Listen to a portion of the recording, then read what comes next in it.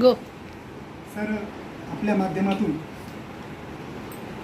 अनेक कुटुंबाला आधार मिळालेला आहे.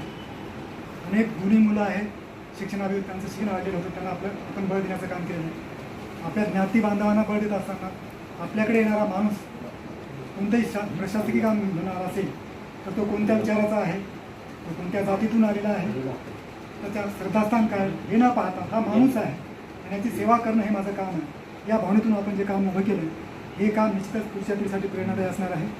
मला पुढचा प्रश्न विचारायचा आहे, तो वेगळा प्रश्न आहे.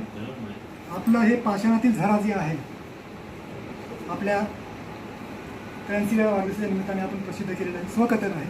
पाषाणातील झरा हे मी 2 वेळा वाचले. अर्थात आपल्या 75 दिवसाचा जो गौरव ग्रंथ वसंत पर्व आहे त्याचं संपादन करण्याचाच योग मला लाभला, की माझ्यासाठी खूप मोठी गोष्ट आहे. परंतु हे मी स्वकथन 2 वेळा वाचलं तुमचं, पाषाणातील झरा. यामध्ये तुम्ही